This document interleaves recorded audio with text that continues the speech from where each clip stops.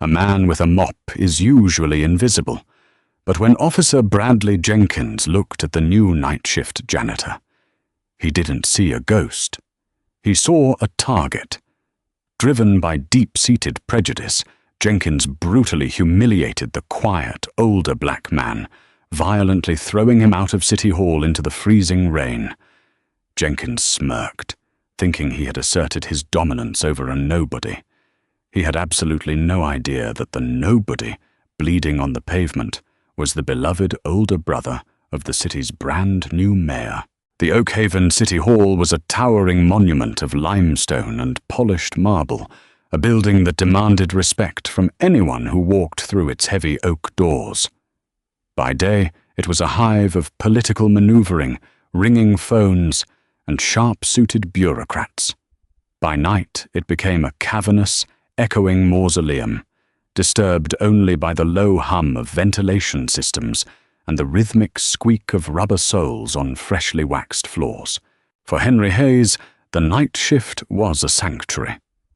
At 58 years old, Henry possessed a quiet, towering dignity. He was a man with broad shoulders, graying temples, and hands that told the story of a lifetime of grueling physical labor. For 30 years, Henry had worked the blast furnaces at the old Reynolds steel mill on the city's industrial east side.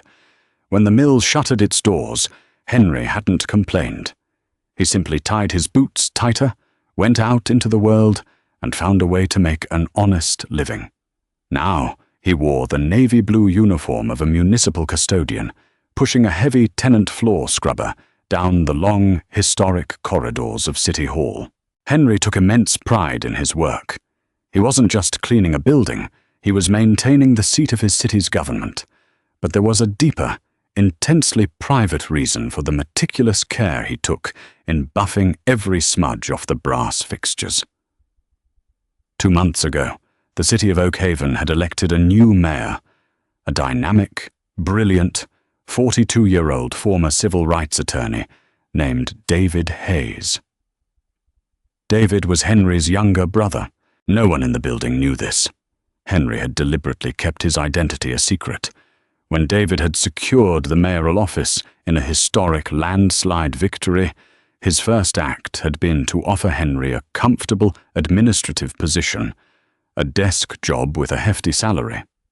Henry had flatly refused. He didn't want anyone whispering about nepotism, and more importantly, he didn't want to be a distraction to David's groundbreaking administration.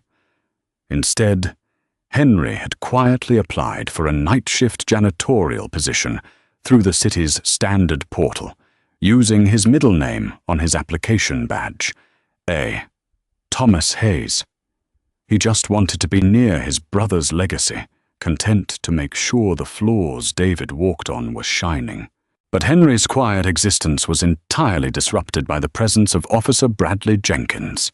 Jenkins was 32, built like a linebacker, and carried himself with the bloated swagger of a man who believed a badge granted him absolute supremacy. He was a legacy cop, the son of a former deputy chief, and he wore his prejudices as openly as he wore his service weapon. Jenkins had a long, whispered history of excessive force complaints, mostly from minority neighborhoods, but his union representative, a notoriously bulldog-like man named Tom Gallagher, had always managed to sweep them under the rug. From the first week Henry started on the night shift, Jenkins had made him a target. It started with microaggressions. Jenkins would deliberately knock over a fresh cup of coffee near the security desk, just as Henry finished mopping, offering a lazy, mocking smirk as he stepped over the puddle. "Clean it up, old man," Jenkins would say, his voice dripping with condescension. "That's what your kind is good for, right?" Following orders and sweeping up. Henry never reacted.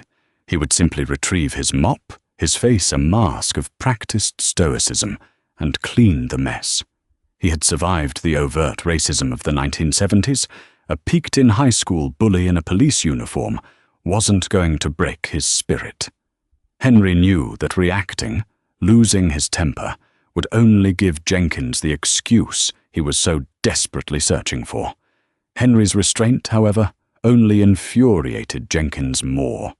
To Jenkins, a black man who refused to cower, who maintained eye contact, and who carried himself with unwavering self-respect, was an intolerable affront to the natural order of things.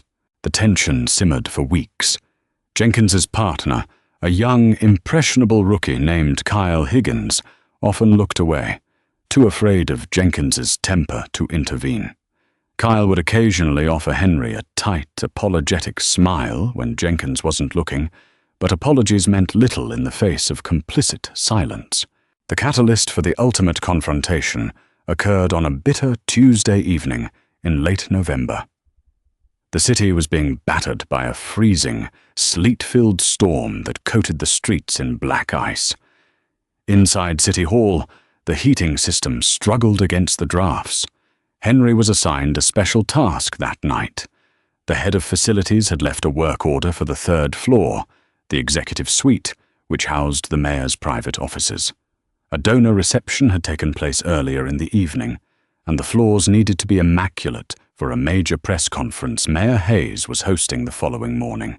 Henry felt a swell of quiet pride as he keyed his security badge to access the third floor. He rarely got to clean David's personal floor.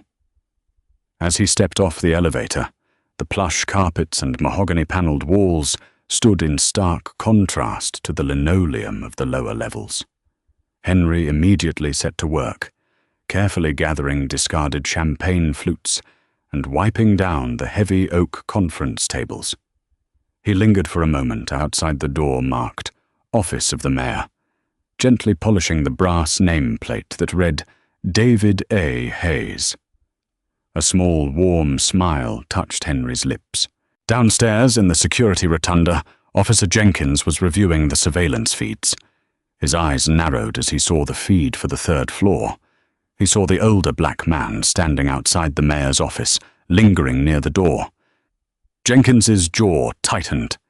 He didn't care about work orders. In his mind, Henry didn't belong on the executive floor. He belonged in the basement. "Higgins!"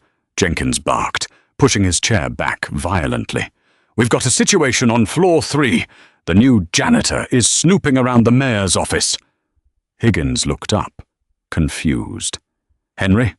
The supervisor said he was assigned up there tonight to clean up after the reception.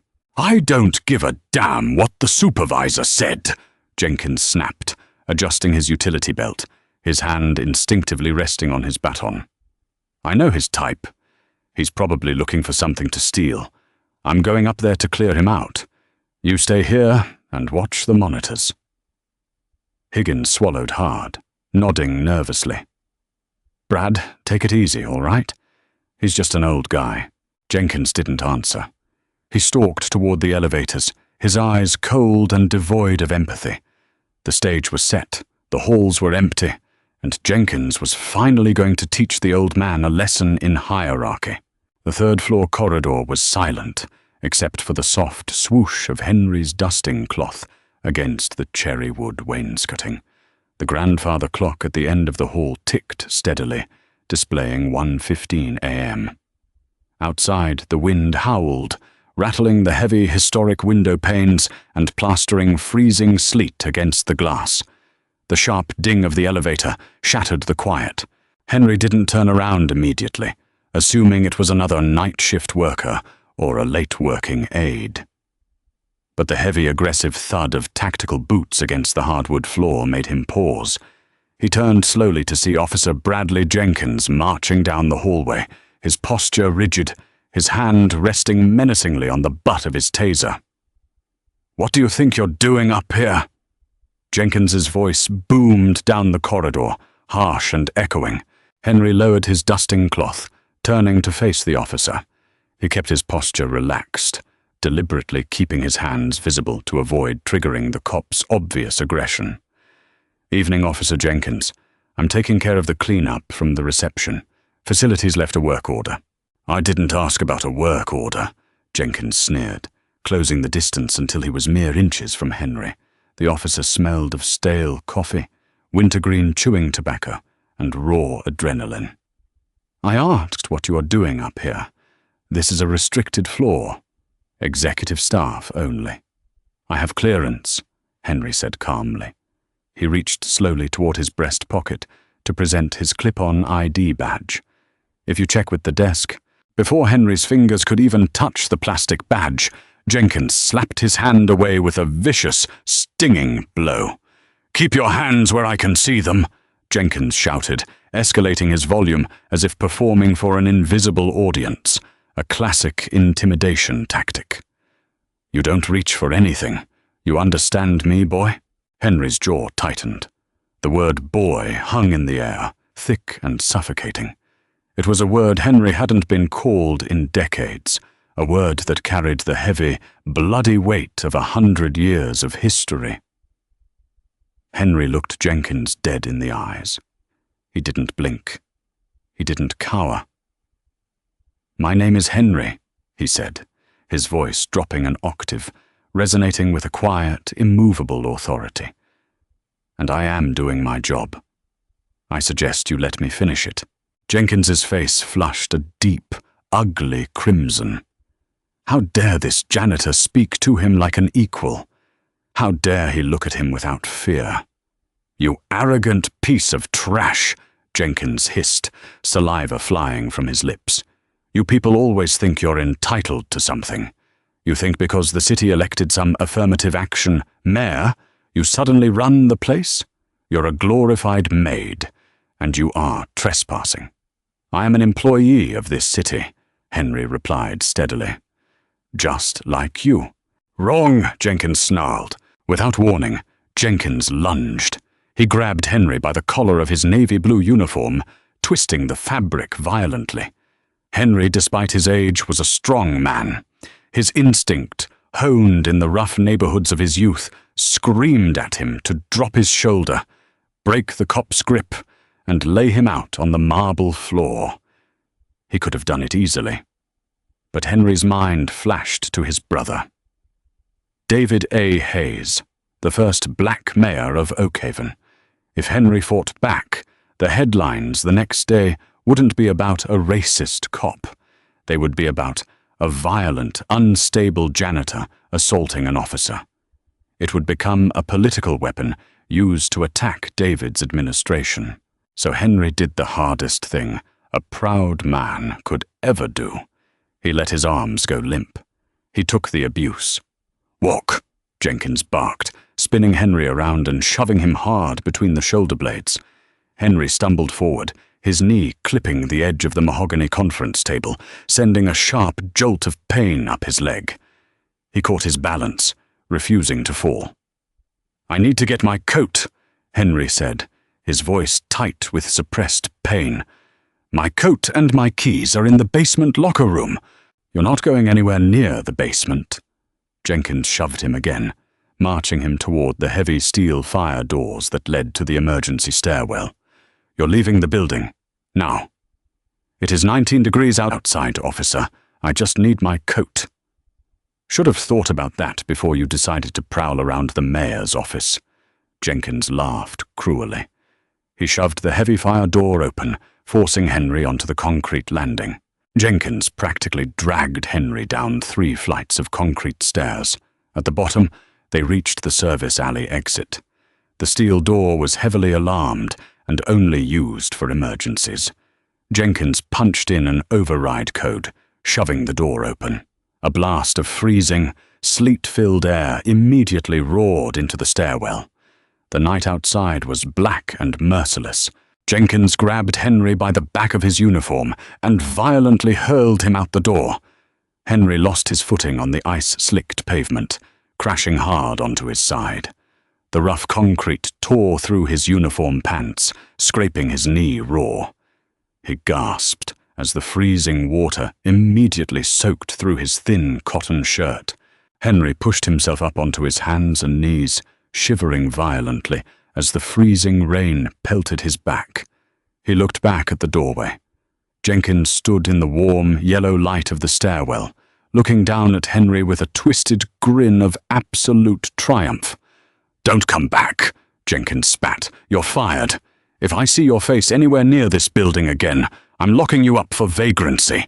Jenkins reached down, grabbed Henry's ID badge, which had snapped off during the struggle, and tossed it onto the wet pavement next to Henry's bleeding knee. The heavy steel door slammed shut. The locking mechanism engaged with a loud, final clack. Henry was alone in the dark, shivering in a thin, wet uniform, stripped of his phone, his wallet, his coat, and his dignity. He slowly pushed himself up to his feet, wincing as his bruised knee throbbed. The sleet felt like needles against his face. He picked up his broken ID badge, clutching it in his freezing, calloused hand. He didn't yell. He didn't bang on the door. He simply turned toward the street, wrapping his arms around himself, and began the long, agonizing walk home. The walk back to Henry's small apartment in the South Ward was 3.5 miles. On a beautiful spring afternoon, it was a pleasant stroll.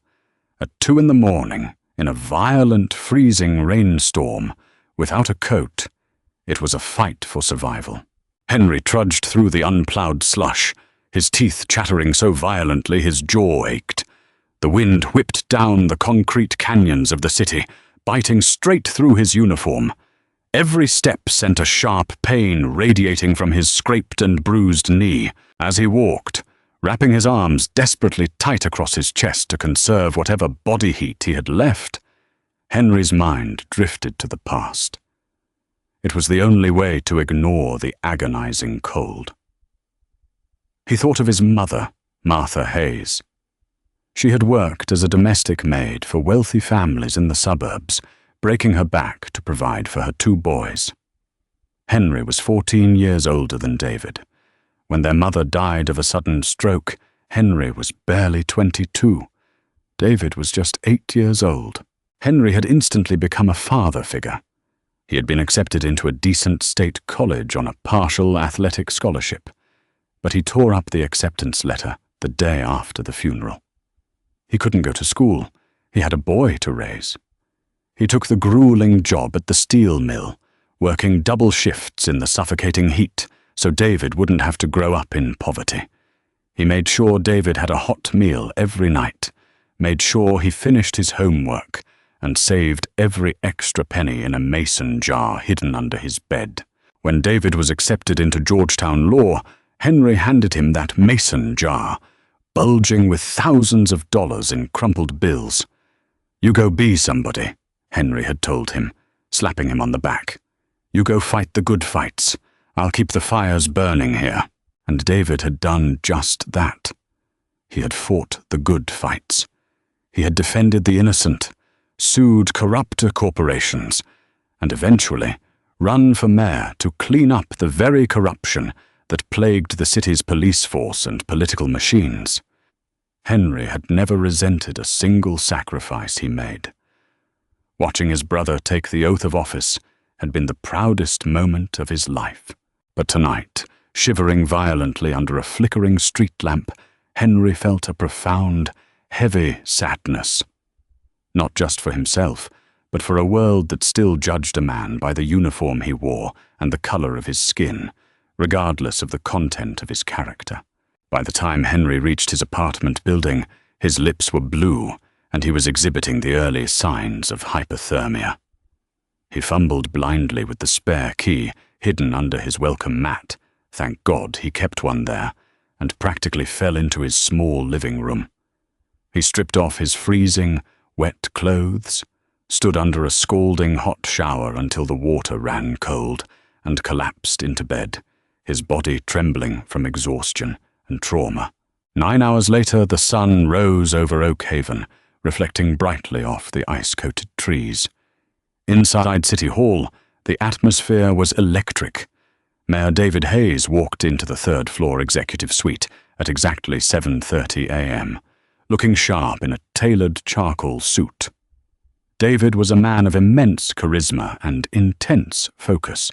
He possessed the same broad shoulders as his older brother, but his hands were smooth, manicured by years of holding pens and shaking hands rather than hauling steel. As David walked down the corridor toward his office, His keen eyes noticed something amiss. The mahogany conference table was still cluttered with a few stray champagne flutes from the previous night. There were muddy footprints near the window, and a faint smear on the brass nameplate of his door. David frowned. He was a perfectionist. He turned to his chief of staff, a brilliant, fast-talking woman named Sarah Collins, who was already trailing him with a tablet in hand. "Sarah, did the night crew not make it up here?" David asked, gesturing to the glasses. "We have the regional press corps coming in an hour. This place was supposed to be spotless." Sarah looked up, her brow furrowing. "That's strange. Facilities assured me they were sending someone up specifically for this. Let me check the morning logs." She tapped rapidly on her tablet as they entered the mayor's sprawling inner office. David poured himself a cup of black coffee, adding exactly 2 sugars, his mind shifting to the upcoming press briefing. "Ah, here we go," Sarah said, her voice dropping slightly, laced with confusion. "There was an incident last night. A security incident." David stopped stirring his coffee. He hated security incidents. "What kind of incident? A break-in?" "No," Sarah read closely, adjusting her glasses. "According to the morning report filed by the shift supervisor, Officer Bradley Jenkins, he caught a trespasser on this floor around 1:15 a.m. The report says the individual was posing as a janitor, acting suspiciously, and became verbally aggressive and physically combative when approached." David sighed, rubbing his temples. "Great, just what we need." "Did they arrest him?" "No," Sarah said, looking increasingly puzzled. "Officer Jenkins wrote that he used necessary discretion to forcefully escort the combative vagrant off the premises to avoid a drawn-out altercation. He essentially threw the guy out the back door." David's lawyer instincts flared instantly. "Wait, he threw a combative suspect out the back door instead of detaining him? In the middle of an ice storm? That violates about 3 different department protocols." David set his coffee down, his jaw tightening. This was exactly the kind of reckless cowboy policing he had campaigned against. "Who was the individual?" "Do we know?" Sarah scrolled down to the bottom of the digital report. Jenkins noted that he confiscated a fake city ID badge from the suspect. He dropped it off at the main security desk at the end of his shift. She tapped a few keys. "I can have their desk bring it up." "Do it," David said, his voice hard. "And pull Jenkins's personnel file. If he's throwing people onto the street in 19-degree weather instead of doing his job, I want him in my office by noon." 10 minutes later, there was a soft knock on the mayor's door. A nervous-looking security lieutenant stepped inside, holding a clear plastic evidence bag. "Mayor Hayes, Ms. Collins, I brought the badge Officer Jenkins confiscated last night," the lieutenant said, placing the bag on David's large oak desk. "He said the guy was a disgruntled nut job." David reached out and picked up the plastic bag. He flipped it over to look at the ID card. The air in the room seemed to vanish. David stared at the plastic card. It was cracked down the middle, clearly stepped on or crushed, and dotted with dried, rusty brown specks that looked suspiciously like blood. But it wasn't the damage that made David's heart stop. It was the photograph. Staring back at him from the small, pixelated square was the dignified, stoic face of the man who had raised him. The man who had sacrificed his youth so David could sit behind this very desk. The name printed below the photo read, A. Thomas Hayes, Facilities Maintenance. David's hands began to shake, not with fear, but with a sudden, volcanic rage that seemed to turn the blood in his veins to molten lead. He stared at the dried blood on the badge. He thought of the freezing rain from the night before. He thought of the report, physically combative vagrant, forcefully escorted out. "Sir," Sarah asked, noticing the terrifying, pale stiffness that had just overtaken the mayor's face. "David, are you okay? Who was it?" David slowly looked up from the badge. The polished, diplomatic demeanor of the politician was gone. In its place was the fiercely protective younger brother from the South Ward projects. "Cancel the press conference," David whispered, his voice trembling with a barely contained fury that made Sarah take a physical step back. "Cancel it. But sir, the regional—" "I said cancel it!" David roared, slamming his fist onto the desk so hard his coffee mug rattled. He grabbed his cell phone, his fingers dialing furiously. He held the phone to his ear, listening to the agonizing rings, praying to God his brother would pick up. When the call went to voicemail, David's heart clenched with terror. He looked at the security lieutenant, his eyes burning with an intensity that could melt steel. "I want Officer Bradley Jenkins found," David said, his voice dropping to a terrifying, absolute whisper. "I don't care if he is off duty. I don't care if he is asleep. I want him brought to this office, now." Mayor David Hayes did not wait for his security detail to open the door of his armored SUV. He threw it open himself, stepping onto the slush-covered pavement of the South Ward before the vehicle had completely stopped. His lead security officer, a burly man named Greg, scrambled out of the passenger seat, trying to keep pace as David practically sprinted toward a weathered brick apartment building. The drive across the city had been an agonizing blur. David had called Henry's phone 5 times. 5 times it had gone straight to a generic voicemail. Every unanswered ring had tightened the knot of absolute dread in David's stomach. He knew his brother. Henry was a man of rigorous routine and unshakable responsibility. For him to not answer his phone, for him to not be at his shift, meant something catastrophic had happened. David bypassed the broken intercom system in the lobby and took the stairs 2 at a time, his polished dress shoes echoing sharply against the concrete.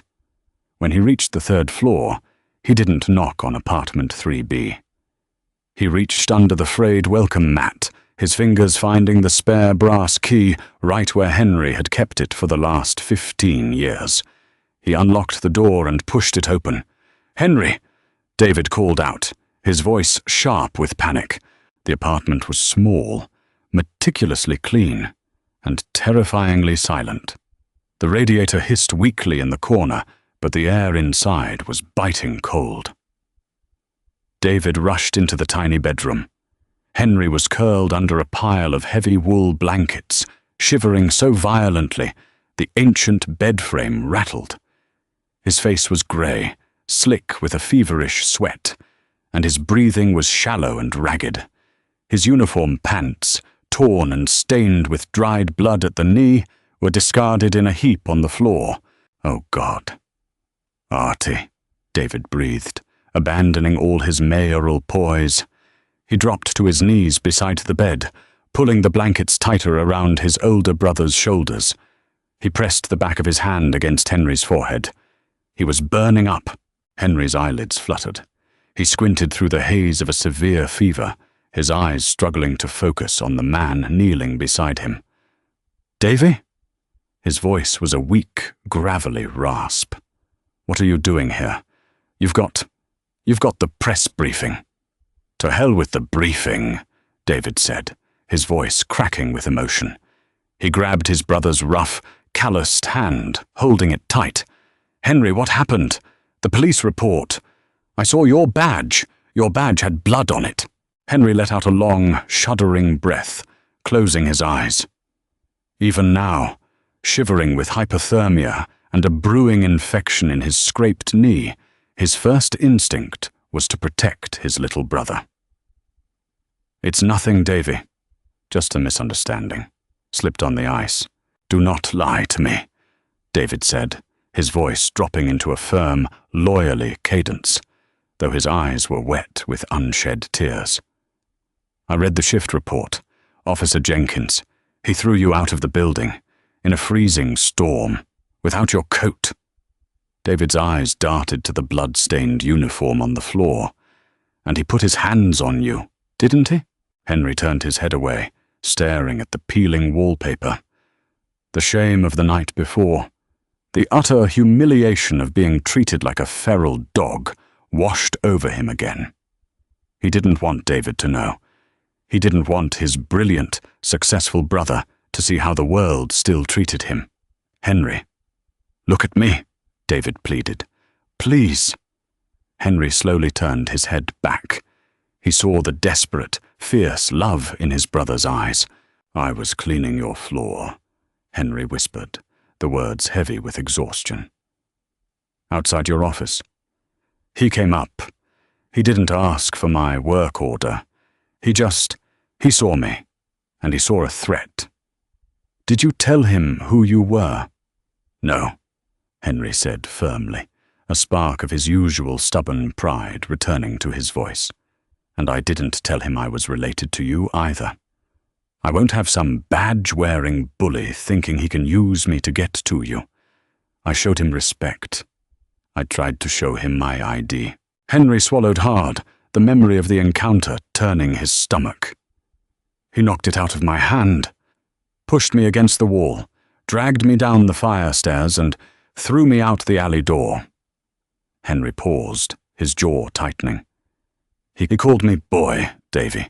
He looked me dead in the eye, and he called me a boy. A terrifying silence fell over the small bedroom. David didn't scream. He didn't punch the wall. Instead, a chilling, glacial calmness settled over him, the kind of calmness that preceded a devastating legal cross-examination.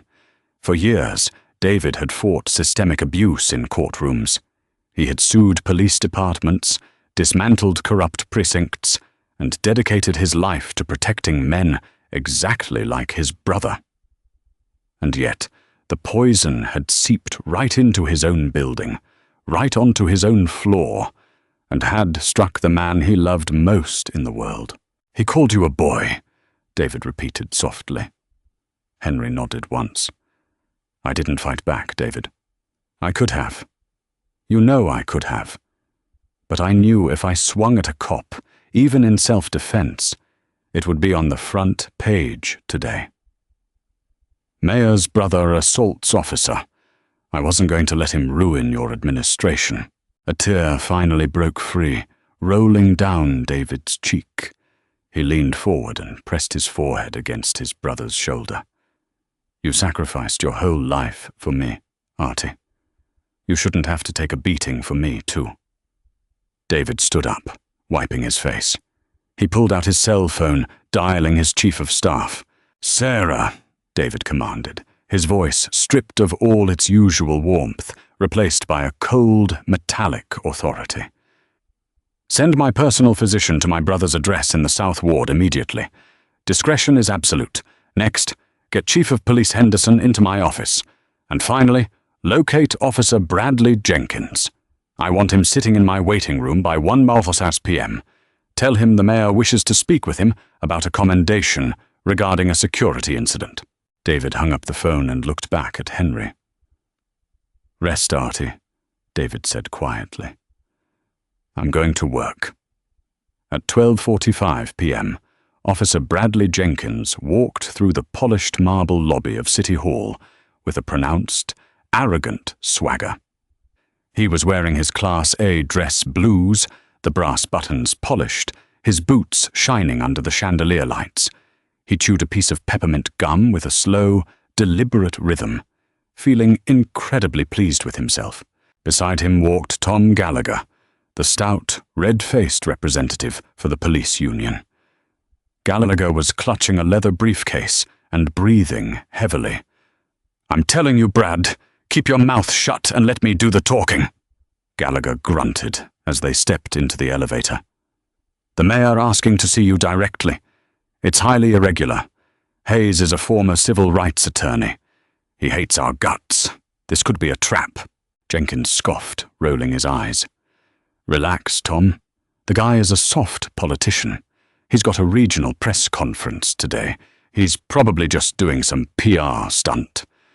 Brave officer secures the executive floor from a deranged intruder. I did him a favor. I kept a violent vagrant out of his private office. If anything, he owes me a medal. Just don't get cocky, Gallagher warned, as the elevator dinged at the third floor. When they entered the executive suite, the atmosphere was incredibly tense. Sarah Collins, the chief of staff, was sitting at her desk, her face entirely unreadable. She gestured silently toward the heavy double doors of the mayor's inner office. Jenkins pushed the doors open, stepping inside with his chest puffed out. The room was vast and intimidating. Sitting behind the massive oak desk was Mayor David Hayes. Standing to the mayor's right was William Henderson, the city's chief of police, a stern, grey-haired veteran who looked profoundly uncomfortable. "Mayor Hayes, Chief Henderson," Jenkins said smoothly, offering a crisp salute. "Officer Jenkins reporting as requested." David did not look up from the file on his desk for a long, agonizing moment. The silence in the room stretched until it felt suffocating. Finally, David closed the manila folder and looked at the officer. His eyes were completely void of emotion. "Officer Jenkins," David said smoothly. "Mr. Gallagher, thank you for coming in. Please, sit." They took the two leather chairs opposite the desk. Jenkins flashed a confident, easy smile, leaning back slightly. "I brought you in today, Officer Jenkins, to review the incident report you filed early this morning," David began, his voice impeccably professional. "Regarding a trespasser on this floor?" "Yes, sir," Jenkins nodded enthusiastically. "Just doing my job, Mayor. Can never be too careful with executive security, especially in today's climate." "Indeed," David said softly. "I appreciate thorough police work. However, there are a few discrepancies in the report that I need to clarify for the official record. You stated that at approximately 1:15 a.m. you discovered a male subject in this corridor. Is that correct?" "Yes, Mr. Mayor. I observed the suspect casing the area outside your private office." "Casing," David repeated the word, tasting it. "In your report, you noted he was wearing a city maintenance uniform. Did you not assume he was a janitor assigned to the floor?" Jenkins chuckled condescendingly. "With all due respect, Mr. Mayor, I've been on the force for 10 years. You develop a sixth sense for these things. The uniform was clearly a disguise. The suspect didn't look like he belonged here. He was erratic, evasive." "I see." David leaned forward, interlocking his fingers on the desk. "Your report states the suspect became, quote, verbally aggressive and physically combative. Could you elaborate on that for myself and Chief Henderson?" Gallagher cleared his throat loudly. "Mr. Mayor, Officer Jenkins's report stands as written. I'm not sure we need to subject him to an interrogation over a routine ejection of a transient." "I am asking the officer to recount his experience, Mr. Gallagher," David said, his gaze snapping to the union rep with such terrifying intensity that Gallagher physically recoiled. "He is free to answer." Jenkins, emboldened by his own arrogance, waved Gallagher off. "It's fine, Tom, I don't mind. Yes, Mr. Mayor." I approached the suspect and asked for his work order. He immediately caught an attitude, started swearing at me, making threatening gestures. I asked for his ID, and he lunged at me, tried to grab my duty belt. I had to use open-handed defensive tactics to subdue him. "He tried to grab your weapon?" Chief Henderson asked, speaking up for the first time, his brow heavily furrowed. "Jenkins, that's an automatic felony arrest. Why wasn't this man cuffed and booked?" Jenkins shifted slightly, a flicker of hesitation crossing his face before he smoothed it over with a lie. "Sir, it was an escalating situation. We were understaffed on the night shift. The suspect was highly intoxicated, maybe on narcotics. I made a tactical decision to forcefully eject him from the premises to de-escalate the immediate threat to the building. I thought getting him out was the priority." David slowly opened the drawer of his desk. So to be absolutely clear, Officer Jenkins, you encountered a violent, drug-addled vagrant wearing a stolen uniform who attempted to assault an officer of the law, and your response was to push him out the back door into 19-degree weather without a coat and lock him out. It was a tactical ejection, sir, Jenkins insisted, his jaw tightening. He was starting to feel the shift in the room's energy, a sudden, creeping chill. I confiscated his fake ID badge. I figured detectives could follow up on it today. Ah, yes, the badge, David said. He reached into the drawer and pulled out the clear plastic evidence bag containing the cracked, blood-spotted identification card. He tossed it onto the center of the oak desk. It landed with a soft, plastic slap. I have the badge right here, David said, his voice dropping into a deadly, quiet register. Tell me, Officer Jenkins, before you threw this man onto the ice, before you beat him, did you happen to look at the name printed on this fake ID? Jenkins swallowed hard. The confidence was rapidly draining from his face. No, sir. It was a forgery. I didn't see the need. You didn't read it, David stated. No, sir. David stood up slowly. He picked up the plastic bag, walking around the desk until he was standing directly over Officer Jenkins. He held the bag up to the officer's face. Read it now, David commanded. Jenkins stared at the cracked plastic. His eyes scanned the small, pixelated photo, then dropped to the text below it. A. Thomas Hayes. Jenkins's breath hitched in his throat. His eyes widened, darting frantically from the name on the card to the mayor's face. The physical resemblance, masked by age and the grime of physical labor, suddenly screamed at him. The broad shoulders, the shape of the jaw. Hayes. Mr. Mayor, Jenkins whispered, all the blood draining from his face, leaving him the color of old parchment. Read the name out loud, officer, David demanded, his voice echoing off the mahogany walls like thunder. Jenkins opened his mouth, but no sound came out. His chest seized in panic. I said read it, David roared. Thomas Hayes, Jenkins stammered, shrinking back into the leather chair. The A stands for Henry, David said, stepping closer, his presence entirely consuming the space. Henry Hayes, the man you cornered in my hallway, the man you assumed was a thief because of the color of his skin and the uniform on his back, the man you physically assaulted, whose blood is currently dried on this plastic. David leaned in, his face inches from the terrified cop. That man is my older brother, and he is the only reason I am sitting behind this desk today. A deafening silence crashed through the room. Tom Gallagher dropped his pen. It clattered loudly against the hardwood floor.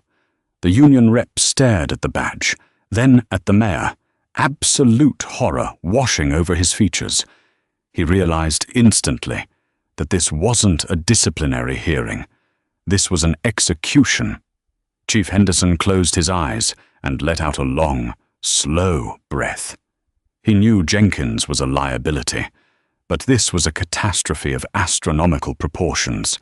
Mr. Mayor, I didn't know, Jenkins gasped, his voice high and reedy, a pathetic whine. I swear to God I had no idea he was related to you. He didn't say anything. If he had just told me.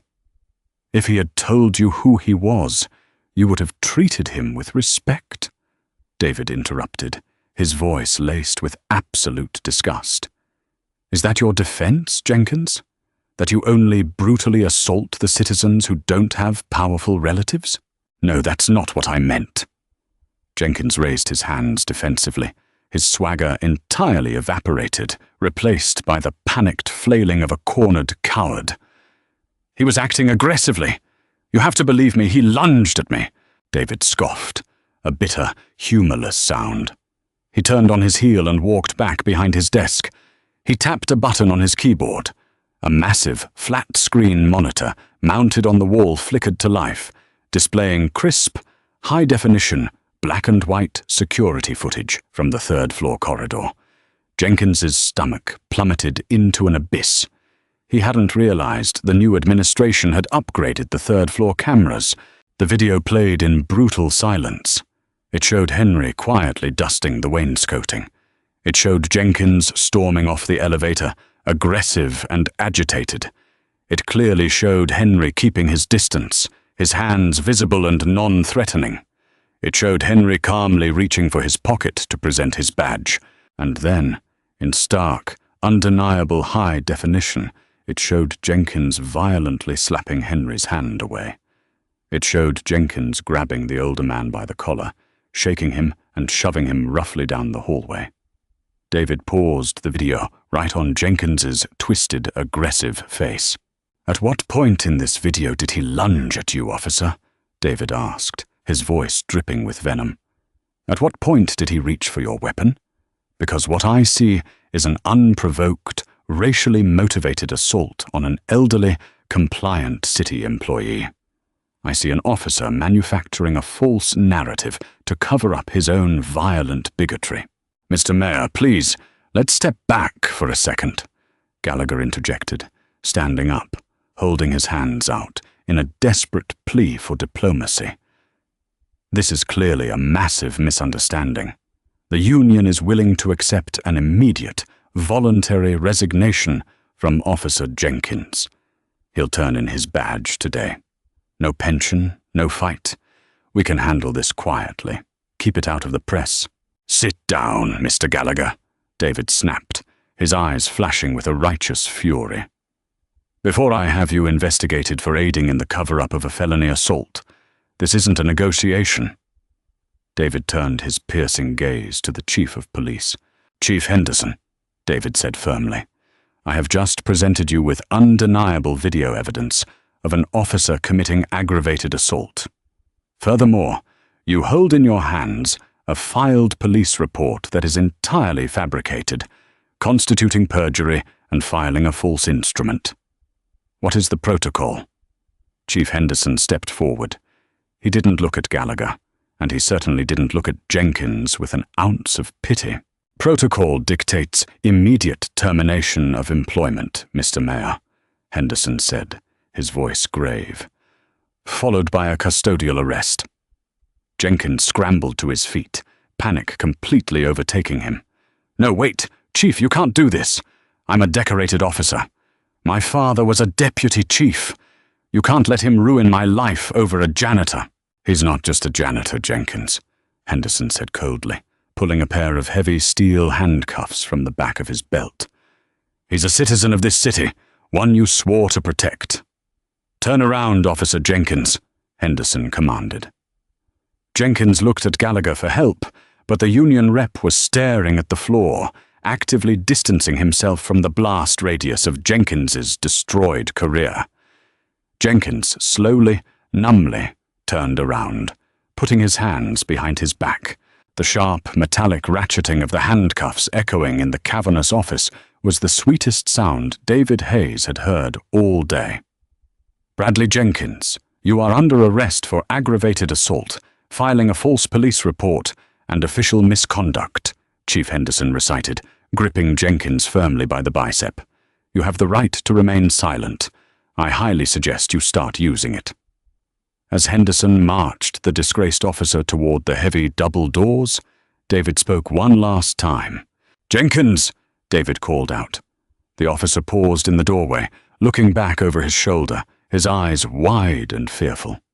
"When you get to lockup," David said, his voice cold as the winter ice outside, "tell them Mayor Hayes sent you, and tell them exactly why." The door shut.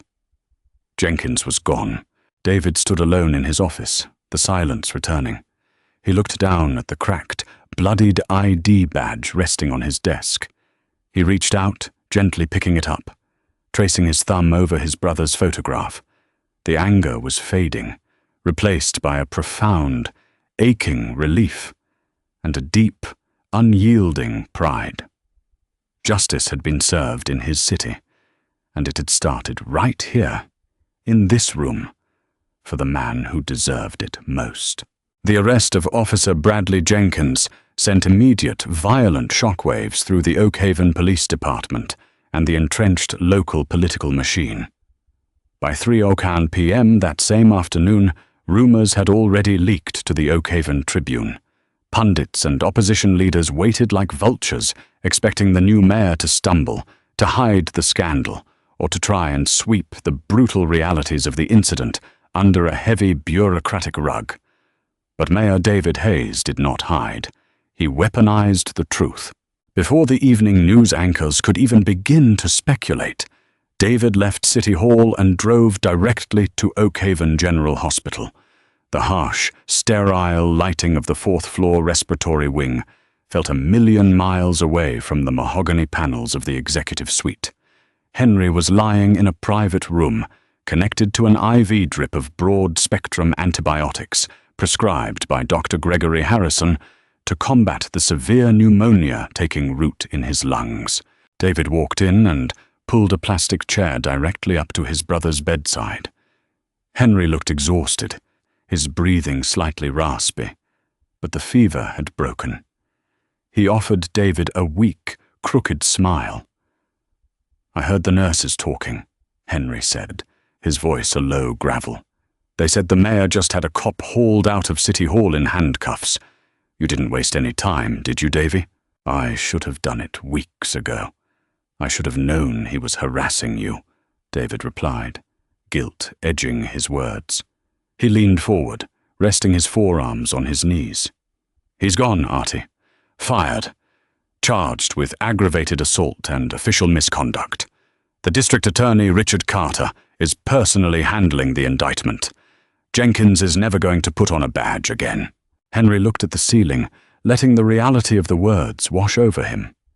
For a man who had spent his entire life keeping his head down, accepting the harsh inequities of the world as unchangeable facts of life, this felt like a seismic shift in the earth's crust. "I didn't want you to ruin your career over me," Henry whispered, a tear finally escaping the corner of his eye. "You are my career, Henry," David said fiercely, reaching out to grip his brother's calloused hand. "Everything I am, everything I have built, is because of the sweat on your brow. If I can't protect you in my own building, I have no business running this city."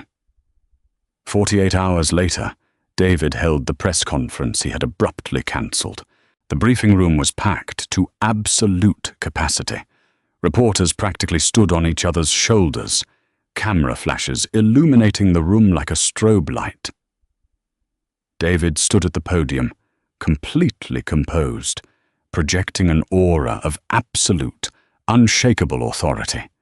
He did not read from a teleprompter. He spoke from the heart. 2 nights ago, an incident occurred on the 3rd floor of this very building, David began, his voice echoing through the packed room and broadcasting live across the state. A municipal employee, a man simply doing his job, was subjected to a brutal, racially motivated assault by an officer sworn to protect him. That officer, Bradley Jenkins, abused his power, fabricated a police report, and threw a compliant, elderly man out into a freezing winter storm. A murmur rippled through the press corps. David raised a hand, silencing them instantly. Officer Jenkins assumed this man was a vagrant. He assumed he was a thief. He made these assumptions based on a toxic, deeply ingrained prejudice. He thought this man was a nobody. He thought this man was invisible. David gripped the edges of the podium, his eyes flashing. But he was wrong. That man's name is Henry Hayes. He is a former steel worker, a dedicated civil servant. And he is my older brother. The room erupted. Reporters shouted over one another, microphones thrusting into the air. David let the revelation hang in the room, letting the heavy, undeniable weight of it crush the breath out of the cynical political journalists. This administration will not tolerate corruption, and it will not tolerate bigotry, David continued, his voice rising above the din. Not in our streets, not in our police department, and certainly not in the halls of our own government. The era of unchecked badges and swept-under-the-rug brutality in Oakhaven is officially over. We are going to clean this city up, and we are going to do it together. The fallout was swift and absolute. Officer Bradley Jenkins was indicted on 3 felony counts by the end of the week. Facing the insurmountable evidence of the security footage and a mayor entirely unwilling to offer a plea deal, Jenkins's defense crumbled. The police union, utterly humiliated by the irrefutable video evidence, publicly distanced themselves from him. 3 weeks later, the winter ice had finally melted, giving way to the early, hopeful signs of spring in Oakhaven. Inside City Hall, the atmosphere had palpably shifted. The heavy, oppressive tension that had lingered in the lower levels was gone, replaced by a renewed sense of purpose. The elevator doors on the 3rd floor chimed softly. Henry Hayes stepped off. He was no longer wearing the thin, navy blue janitorial uniform. Instead, he wore a sharply tailored charcoal grey suit that perfectly matched his greying temples. His scraped knee had fully healed, and he walked with the tall, proud posture of a man who had absolutely nothing left to prove to anyone. He walked down the mahogany-panelled hallway, pausing outside the massive oak doors of the executive suite. He didn't carry a mop this time. He carried a leather briefcase. After much badgering, Henry had finally accepted David's original job offer. The city needed a new director of facilities management, someone who actually understood the grueling work, someone who would protect the blue-collar workers who kept the city's heart beating. There was no man better suited for the job. Henry reached out and gently polished a tiny, invisible smudge off the brass nameplate that read, David A. Hayes. He smiled, a deep, warm expression of profound contentment. He opened the door and stepped into the light, ready to get to work. This story is a powerful reminder that true character is revealed not by the uniform we wear, but by how we treat those we believe have no power. Henry's quiet dignity and David's unwavering pursuit of justice prove that bigotry cannot survive when good men stand their ground. If this story of brotherhood, resilience, and justice resonated with you, please hit that like button, share this video with your friends and family to spread the message, and don't forget to subscribe to the channel for more incredible real-life stories. Thank you for watching.